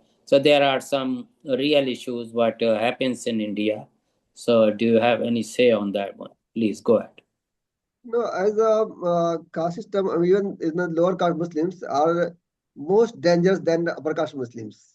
Upper caste Muslims can marry each other, like the Sayyid marry Sheikhs, Sheikh marry Khan, but lower caste Muslims cannot marry within same communities. The basis of kafa, every Muslims have the same caste-based groups, like Mansuri, like Rain, like Ansari, like the others. And the marriage of the basis of caste, like a person became the professor, became that IS officer from lower caste, the upper caste Muslims can marry, but that reverse is not possible. And this, if they can marry, because of just not because of Islam and Islamic teachings, just because of law affairs, because of that richness and post. The professor Dr. Fazlur Faridi wrote in his article in Zindagi Now, it is a very dangerous thing that the caste boundary is going to break just because of materialistic things like law affairs, like migration and wealth. It is not just because of that Islamic teachings. It is a dangerous thing. Thank you, Professor, again. And Muhammad Adil Hussain recommended a message, YouTube, and he said theology matter less, but people decide based on material interest and social mobility. So, okay, these were the comments on the chat box. Now let's move to the raised hand. Sayyid Amir, Dr. Sayyid Amir, please. Thank you. Professor Falahi, since you are a religious scholar as well as a secular person who has received secular education, I would like to ask this general question. And in your opinion, the present day, the Falah or the advancement of the Muslim communities in India in particular and worldwide, does it lay in having more religious, dini education or secular education? Or is there a right balance at the time? People in India wants to more secular education, but some people have no means, no have wealth. So they are mostly are going to that madrasa. I myself, I belong to a very poor family, so I went to madrasa first. Then after go to the university. So at such a committee also says that only 3% or something Muslims are going to the madrasa. Generally are going to the secular education. Mm-hmm. Thank you. And so there's a question from Rana Khan. Can you share any book or recommend some books on this topic? Additional books, please, Dr. Falahi. Yeah, there are many books. Can I have many references there? Professor Imtiaz Ahmed wrote Caste and Social Stratification among Muslims in India, and Professor Ghaus Ansari, the professor in Baghdad University, wrote Caste and Caste of Muslim Constitutional Pradesh, a study of cultural contact, and the other many things there. Can I, if you give me 1 minute, I can read on the caste. Professor Abdul Hamid Numani wrote Masla Kufu and Islam. I can give him or her your email address. Maybe okay, they can exchange. I mail. Yeah. Okay. Okay, so that was who is that, Rafat? Who asked that? Rana. Please provide Rana your Khan. email. Please write your email in the chat. Okay, and let's begin another from Jabbar Saab, our own. Okay, so I think I've been listening, and this discussion came 4 years ago in the Aligarh Forum. It's very touchy discussion, very sensitive discussion. I could see that in postings, that multiple posting in 2021. So I think in terms of Quran and Hadith, there's is a guide also for the law, the law of the God, and the Hadith, the Prophet's life, is the application of the laws. I think we are all we are humans imperfect. I come from the South India, like Dr. Naziruddin. I'm from Tamil Nadu. Like he mentioned, I was converted. My ancestor must have been converted maybe 300 years ago. My village, come from a village that is predominantly Muslim village. I don't know how that happened. The coastal part of Tamil Nadu. So clearly, we bring our life kind of begins. My life began with born into a Muslim family without understanding any of the Quran, Hadith. So all I did, my parents, my mom and grandmother told me to go to the mosque. I prayed, and then then the evolution of thought happened later on in terms of understanding what it means. So we are all imperfect human beings. I think that there is a book, the Quran. There is the application of the book in a prophet's life. I think it's whatever the creation of the caste divisions. This all created. I think again people are talking about rulers and the ruled. I think God has given each one of us the ability to think. That's what the Quran says. So you have to have the ability to think. I've given you the mind, the brain to think for yourselves. So I think the scapegoating others, that is really, that is what is happening everywhere. People don't want to take responsibility for their own failings. We all fail in our life. We have to accept that. So I think, again, I think the caste system is part of the failings probably. If it does good stuff in the society, that's fine. I think I don't see that. I don't know which caste I belong to. No, we never talked about the caste. Only during this, the 4 years ago, it's opened up. I think Dr. Razouni Saab, in the context of the Aligarh Muslim University, vice chancellors, a list of vice chancellors, he brought that up. It created a little bit of, I kind of, it was a jolt to me because I never thought through the caste of my life. So I don't know. I think it's education for me, what you have done as an intellectual, exploring different aspects of historical, theological aspects. Thank you for that.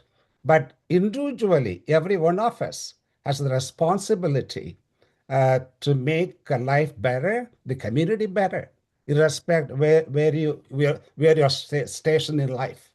Whether you're a professor, whether you're somebody cleaning the bathrooms, that doesn't matter. Thank you. Thank you. Falahi Saab, do you want to say anything or move on? I agree with sir that Quran says think. They are not thinking, they are not seeing. So we have to think. And if you think about the Quran, if you read the Quran and authentic hadith, that this kind of things we cannot consider because Quran never advocate this kind of boundaries. And authentic hadith that Sunnah of Prophet also support equality. I'm totally agree, Mr. Abdul Abbas Sahab, and I agree that every person should read Quran fully and authentic hadith. This kind of if they will read, that this kind of things will be removed slowly, inshallah. Thank you. Thank you. Okay, before I hand over to Dr. Raziuddin, I have a question and comment, of course. So your talk was based on the Islamic teaching. Fine, and we know that. Now let's talk about the practical. What is happening in Southeast Asia or especially in India, where I come from. So there is a caste system. Whatever it is coming from and how did it corrupt in is not the point of discussion. The discussion is, or the future is, the how to erase it, eliminate it, minimize it. Do you have any recommendation on that point? Because it is somehow hurting the society, I would say, and there's no equality there, even though it is based on the profession or occupation, whatever the reasons are.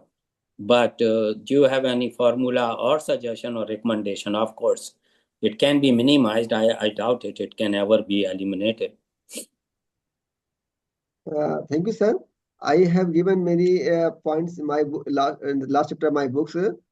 Firstly, my point is that that ulama and madrasas should be initiate this point and Quranic equality and authentic hadith, got to the authentic hadith, because kufu is totally against of the Quran teachings. The presence kufu and the kufu of fiqh, and the fiqh means changeable things. Means fiqh can be changed in India. The same thing can be changed in America. It is not permanent. But ulama said that what is the written before 14 years in fiqh, it is a final. In Hidayah, what have written in Hidayah, what is in Quduri, it is a final. So we have to educate that, educate Maulvis and change the syllabus of the madrasa and remove the chapter of the kufu on the basis of caste and occupation. The chapter should be according to the kufu, according to the Quran and authentic hadith.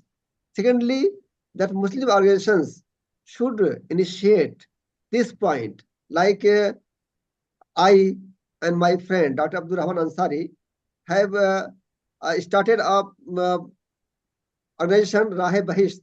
He have written and informed there is a no caste, no brat, no zat. Until now, he have managed 130 marriages, inter-caste marriages. He himself done it.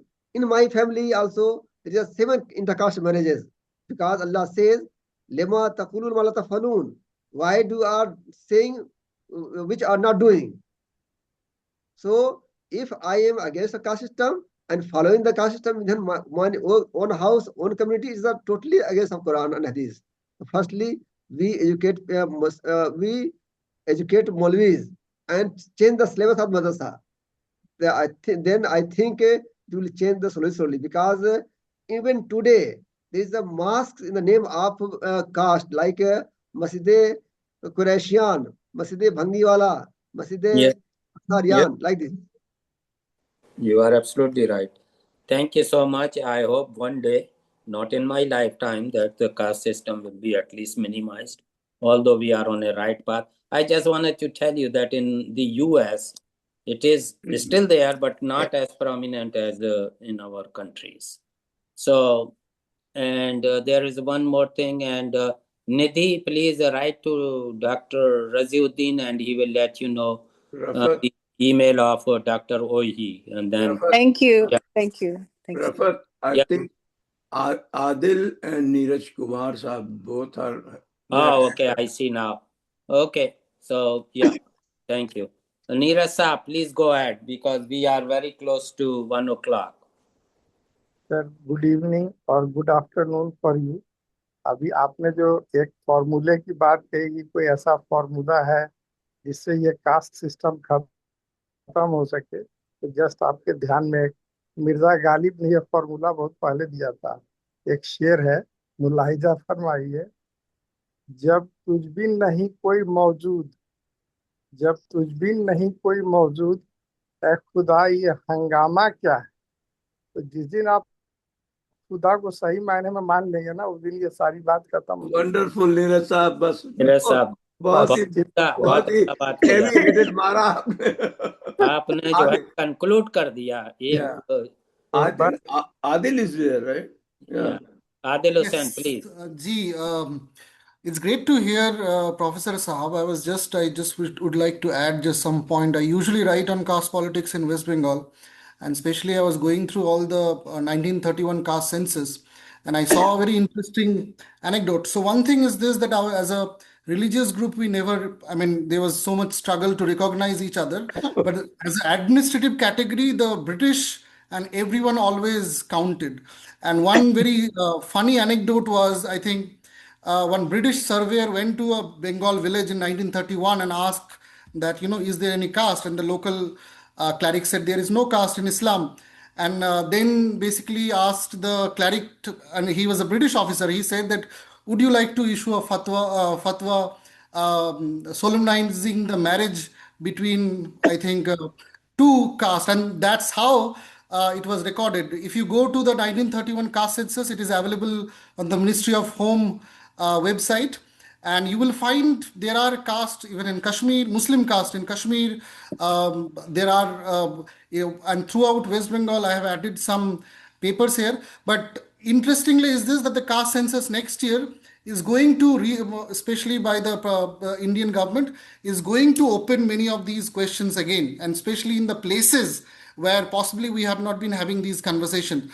Especially, I believe that even in places like Kashmir, where Muslim caste has not been talked much, but well recorded in 1931 caste census done by the, which is the last caste census done, these questions will come up again and again. So I believe that more and more, I think you can expect articles in media and other places. But thanks a lot, Professor Falahi Saab and Dr. Ohi Uddin Ahmed Saab. Okay, thank you. Falahi Saab, is it appropriate to call caste or the class for Muslims? Why do we Caste. call it caste? Because that caste and class is overlapping in India, and generally that class in the European countries you can say class, but in India I think it is a caste. Because we borrowed from Hindus? From Hindu and before that some books came from that Maurand Iran, written in that caste system, and it is a very amazing. I can share that it is generally said that we are the influence of Hindu caste system, but before advent in Muslims in North India, the many books have written in Iran, in Maurand to support the caste system. And from these books, they have supported the caste system, like the many Sufis, like Futuhat Makkiyah, Ibn Arabi wrote that a Sayyid have committed any crime, murder, adultery. He cannot. He is the by birth is the Jannati. He will not go to the Jahannam like this. Oh. So we cannot say like that. The same Maulana Huda Khas also says same things. If a Sayyid is a murdered someone, is had cheated someone, he is by birth a Jannati. So this kind of things came before that is sad. In the Islamic text. Yeah, that's I don't know what is the. You cannot say Islamic text, can say Muslim text. Yeah, what is Islamic the text is the Quran. Okay, so thank you so much. It is a wonderful, of course, a very interesting topic, and Razi Bhai will certainly have some input. So thank you once again, all three speakers. Let me hand over to Dr. Raziuddin for the final remark and closing the session. Yeah, it was obviously very engaging and very sensitive issue. I wish, Falahi Saab, that I wish that you had shifted your talk not based on all the time only religion or religious text, rather what is on the ground, daily Muslims in their life. As you said, only 3% go to madrasa, right? 97% have nothing to do with madrasa. So they don't all the time consult with Maulvis, or they don't read all the time hadith, except they read Quran during Ramzan or sometimes daily. So real issue is how general Muslim interact with each other, not what is written in Quran. Most Muslims know actually that this is the fundamental, we are all equal. Nothing to teach really. And even in Hindus, they shy away. Brahmins are very educated these days. they shy away in saying that they are really superior. So we should not continuous focus majority of our time on the religious texts. Like you kept on saying Iran, one Maulana wrote. Who cares about that Maulana? Daily Muslims hardly are behaving based on that book. They behave what their forefathers were used to do. They have the resources. Based on that, they behave. Like, say, for example, a personal, my forefathers converted from Kshatriyas, the Kshatriyas. So we became Sheikh. We were landlords or landholders. So if we were not landholders, probably we were very small, one shop somewhere or a small something. Then we were not. So caste or class in Muslims, the class is very based on the Hindus' caste because of the conversion of the status of that conversion. So that's how they really in daily life do. But there is no doubt there is discrimination. There has been discrimination, and there is discrimination even in Western societies. There are classes in Western society. It's not religion that really governs, it's the culture that governs. Religion forbids, but who's following that religion which Prophet told? Even Prophet's time. Please go in that history during Prophet time, everybody was not equal. That's true. Everybody was not equal. Even among Sahaba, they were not equal. There were marriages which was solemnized differently. So caste or class is a human tendency. In daily life, I wish that you had focused most of your lecture how in modern India Muslims interact with each other. Does a Sayyid like Rafat Hussain really discriminates a Ansari based on all the time because he's Ansari, I'm Sayyid? He hardly cares about it. He doesn't write even his name, Sayyid. He doesn't. So most of Muslims are educated Muslims really don't discriminate. Yes, they have more resources because traditionally they had more resources. That's why they are more educated. But a lot of people now coming up with different resources. That is the problem. Resources is the problem. Since we don't have reservation, that is a problem. The जिसको आप लो cast कह रहे हो या जो लोग less resourceful है, they cannot be put into any category. Among the Hindus, they are put into a category. Our own Ashraf, you can say all Ashraf political leaders, including Maulana Azad, debated and said that no, we don't have a caste, period. Baat khatam ho gayi. I wish they had said that no, we have, Islam doesn't, but Muslims do have. That is the issue that you should press your case. Muslims do have, Islam doesn't. There is a difference between Islam and Muslim. All Muslims cannot be ideological Islam follower. They are just on that, born. Razibhai, on that line, the trend in India is changing. Even the low class people with the higher income or a good job, the people are willing to get married with them. There is a Yes. It's changing a little bit. Look, there was a time when I'll tell you, Sujata film was made on a Brahmin man marrying a Dalit girl. But it was at that time, like 50, 60 years back, it created a storm in India.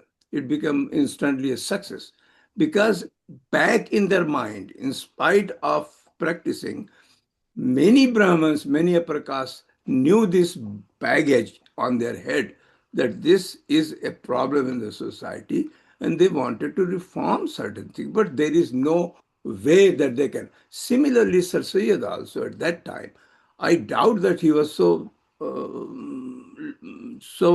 narrow-minded that he was really discriminating people. But he had to build an institution at that time. Everybody, mostly who had to give the money, who had to give the land, they all belonged to the big,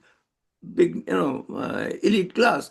And he had to be he had to educate, demolish and demoralize Muslim community to become some officer, some bureaucrat, some judges, who from which class it will come? It will always come from the upper class.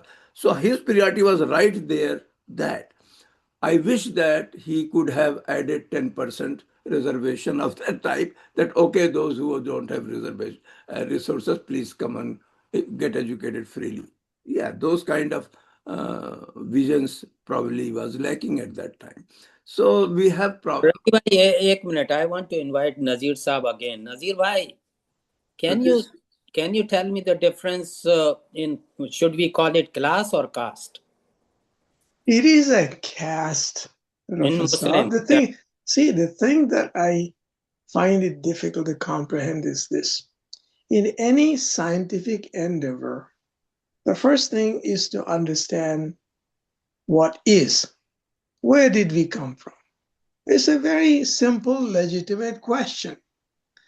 If we deny our origin, then we go back to asking ourselves, where did the caste come from? Where did the caste come? It's like a man is riding his donkey from village to village, asking everyone, where is my donkey? We inherited it. We were there. We were all Hindus or Buddhists or whatever it is. That's number one. Honesty and integrity in assessing where we came from, so that then standing on the platform of acceptance of our legacy and reality, then we can formulate whatever solutions we have. It is caste. Number two, there is very little caste in South India. When I was growing, see, we don't even have the tradition of inheriting names. My great-grandpa, his name was Hussein Sahab. My grandpa was Muhammad Ghaus. My father was Abdul Azim. My name, Nazir Ahmed. We don't even have that. It is recently. That's number two. Good. Number three, when I traveled to UP and Bihar, I was astonished as to the extent of casteism. They don't even bury their dead. That's true. Qurayshis, etc. Anyway, long answer, it is caste. It is there, and it's undeniable, especially in some areas, and we need to work at it. Thank you. Thank you so much. Somebody working on it? We should work it, he said. So, okay, Falahi Saab, thank you so much. It has been an enlightening session. And of एक course, और शेर है अगर आप इजाजत दें। अरे नीरज साहब आइए भाई, चलिए सुना दीजिए। देखिए, डेस्परेशन जो है लोअर कास्ट का, कि कुछ भी हो, ये कास्ट सिस्टम खत्म नहीं होगा। ये हरिचंद अख्तर का एक शेर है, मिलेगी शेख को जन्नत, हमें दोज़ख अता होगा, बस इतनी बात है जिसके लिए मैशर बपा होगा। तो लोगों में मैशर का डर भी खत्म हो गया ना इस कास्ट सिस्टम की वजह से। भाई नीरज साहब जो है, ये इन्होंने बहुत लोगों के साथ ये उठे बैठे हैं, बहुत काम और ये राही साहब के फैन हैं, राही मासूम रजा के। और as I remember, one of you, I think Vinay साहब, you did your MPhil on Rahi Masum Raza, right? Yes, sir. Yes. You did your MPhil. I completed my MPhil thesis on Rahi Masum Raza. On Adagaon, right? Yes. हाँ, तो नीरज साहब मिल लीजिए, वो भी बहुत बड़े fan हैं, उनको एक एक पेज याद है राही का। अरे वाह, क्या बात है। उनको हर चीज याद है, बस तो नीरज सर एक बार अपनी शक्ल दिखाएं, एक बार दर्शन दें अपनी। नहीं, ये शक्ल बहुत खूबसूरत है, इसीलिए दिखाते नहीं है। दिखा दीजिए अपने। रात का समय है, सोने का वक्त हो गया। देखिए आज अंधेरे में इसलिए है कि वो बिजली जो है गिरा देंगे। हाँ बिल्कुल, वो अच्छा है कि थोड़ी लाइट कम आ रही है, रोशनी कम है, नहीं तो सच में बिजली गिर जाती। बहुत ही अच्छे आदमी हैं, कभी कभी नाराज हो जाते हैं हमको से। नहीं, नाराजगी नहीं। राही साहब बहुत दिल के करीब हैं बचपन से मेरे, इसलिए मैंने सोचा था कि उन्हीं। राही साहब ऐसे ही आदमी है, दिल के बहुत लोगों के करीब वो है। जी। वो बहुत डायरेक्ट बोलते थे ना, वो लोगों को लग भी जाती थी, बाद में तो वो समझ जाते थे कि बहुत सही बोले वो। अब सोचिए सर, उनकी किताब आधा गांव को सिलेबस में शामिल नहीं होने दिया जा रहा था। हाँ कि इसमें गाली है, हाँ, इतने गाता की सब सभ्य सही तरीके बात। से इसको लिखा गया है। लेकिन एक तरफ प्रेमचंद की जो मैला, सॉरी, रेणु का मैला आंचल है, उसको सराहा जा रहा है, और राही साहब के आधा गांव को क्यों एक ऐसा किया जा रहा है। अब तो फिर एक डिबेट आया प्रेमचंद को उसके मत बाद। लाइए भाई, वो जरा बड़ा मामला था ना। नहीं नहीं नहीं नहीं, उनको प्रेमचंद ने कभी गाली अपने नहीं लिखी। रेणु रेणु को रेणु सर। जी ने, बट रेणु जी ने भी वैसे गाली नहीं लिखी है। और हाँ, चूंकि गाली नहीं है, मतलब उसमें भी रीजनली उनकी बात लोकल थी चीजें तो हैं काफी। हाँ, वो काफी कुछ लिखा है, बहुत कुछ लिखा है, बट हाँ अच्छा। देखिए हाँ ये बस चलिए। बाद में हम ओके कर लेंगे। फौजी भाई, वी आर जी जी 15 जी। मिनट। हाँ, बहुत टाइम हो गया भाई। हाँ थैंक अब यू आप हाँ, जी कह जी लो। जी। अब आप और लोग, आप लोगों से मिलके बहुत अच्छा लगा सर। अरे भाई आप लोगों अगले से वाले मिलके